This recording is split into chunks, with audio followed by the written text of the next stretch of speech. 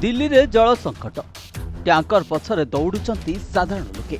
उत्तर एवं मध्य भारतर अनेक अंचल भयंकर हिटवेव जारी रही।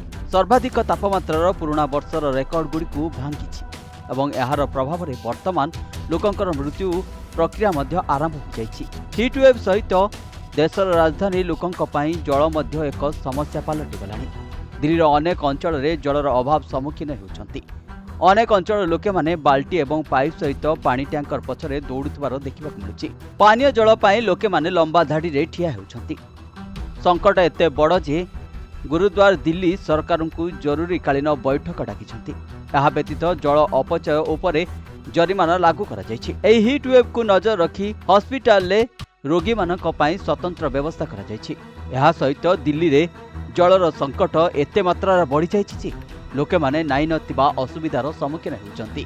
बुंदाए पानी पई राजधानीवासी दिल्ली डहळ विकळ डाकुछि। पानीय जल पई लोके माने केमिति हंतसंत हेउछंती राजधानी दिल्ली। ब्यूरो रिपोर्ट प्रतिदिन टीवी।